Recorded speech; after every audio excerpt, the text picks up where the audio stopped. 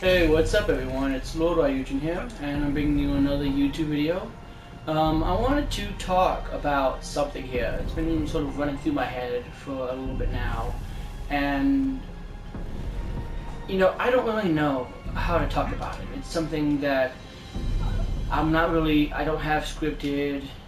I kind of was just kind of thinking about it. I just kind of want to rant and ramble on about this for a little bit, if you don't mind. Mostly it's about specs. It's about the upcoming, I guess you can call it generation. I don't really know, because I think we're at a point now to where generation's pretty much over. That's been sort of confirmed with Microsoft, with what they're doing with the Xbox One and stuff. So I don't think that we're really getting another generation of consoles, but just with the upcoming launch of the new consoles and everything. I just want to talk about how I don't really care about specs. And one of the reasons why I don't care about specs is because of the fact that, to me, specs are irrelevant. I mean, look at games that came out for like the GameCube, the Nintendo 64, the Wii, and stuff like that. They were just fun games to play. I didn't really care how they looked. If I wanted a game that looked fantastic, I would play it on, PlayStation, Xbox, PC, some other system. I would not even worry about playing about it, but yeah, I want to play Skyward Sword. I want to play the Wind Waker. I want to play games like that, games that are fun, games that immerse you into the environment, And if that's what the NX does, then fantastic. But even now, and like I recently went out. If you follow me on Instagram or Twitter, so if you know that I recently went out, I got my hands on a few games. And they're like Game Boy Color and 64 games and stuff like that. So obviously I don't care about specs per se. But one of the reasons why I want to talk about them is because of the fact that I think that they're just irrelevant and people need to stop worrying about them. And here's the reason why. It's something that kind of went on about, touched upon briefly, but I didn't want to talk about it in my E3 video. And that is something like Project Scorpio. Now, I thought that what Xbox did was kind of a low blow. In case you didn't miss it, I probably need to set this up a little bit in order to talk about it. But I will do my best to talk about it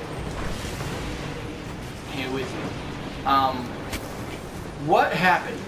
If you don't remember what happened, try to go back and watch it again. If you didn't catch it, let me explain. Nintendo has announced that the Nintendo NX will come out in March of 2017. Now, let's assume that Nintendo puts all this effort into making the best system that they can. It's compatible with something like the PlayStation 4 or the Xbox One and the specs that it has. What happens just a few months later? What happens? Microsoft releases what? Oh, that's right. They released Project Scorpio, the most powerful gaming system on the market, according to them. So, Nintendo puts in all this effort into creating a brand new system, try to make it better than what the last one was with the Wii U and everything. And just a few short months later, they're already overshadowed. They're already outdone. Why should Nintendo put in all this effort into it?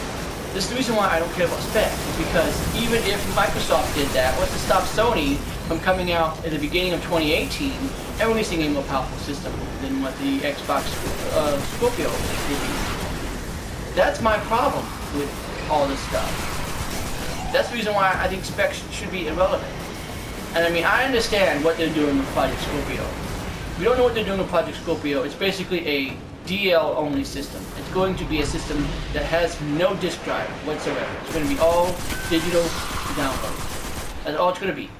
And that's the reason why they were able to say things like it's going to be able to work with all Xbox One games, just because if you own them digitally, they're just going to come right on over. It's not going to be that big of a deal. But that actually infuriates me. It actually infuriates me, and one of the reasons why it actually infuriates me is because of the fact that you have people like me. I still like physical games. Obviously, if you follow me on Twitter, Instagram, you see the games that I buy, you know that I like digital games. Physical games. So, what happens to all the physical games that I bought for Xbox One? Microsoft, what happens to them? You're going to convert them over so that way I can play them on Project Scorpio? No, you're not. I'm just SOL. I want to just keep the Xbox One that I have. So I have no interest in Project Scorpio right now, not unless they start having a disk drive. And this is where I'm sort of coming from with this, and one of the reasons why I wanted to talk about the Nintendo NX in this video as well, is because this seems like what Nintendo is doing. Now, I know that, and I might have to sit down and do a further video with this, and go into more detail about it. But if you listen to what some of the things that they have mentioned with the NX, about how there's rumors it's not going to have a disk drive, I probably would not be surprised if all the Nintendo NX is a more powerful Wii U. I mean, because if you think about it, it's in their best interest to do that. You can still play with all the old hardware. You can still play with the Pro controllers of choice, whether it's the Wii U Pro controller or whether it is the Wii U Pro controller. You can still play with the Wii Remote. You can still play with your Nintendo 3DS if they allow that. You'll still be able to use the gamepad. They may come out with a NX specific controller, perhaps. But I mean, if you think about it, this just makes sense. Because I mean, what did developers say about Project Scorpio? What did they say about Project Scorpio? They said that they were looking forward to it. They said that it is going to be a great system to develop for. They said the same thing about the Nintendo NX. Seems to me, and Nintendo, I don't know if Nintendo's actually come out with it, but some of the things that I have stated that Nintendo's looking to come out with a system that's along the lines of the Xbox One. And the Xbox One is going all digital. So it wouldn't surprise me if that's what it is. And also, if you look at it, it would make a ton of sense to do that. I mean, this is something that I've kind of come to terms with. I know that we're getting to the point where physical media is a thing of the past. I have to look at things like Netflix and Spotify and stuff like that. There's services that offer you things that are not physical. They're not tangible items.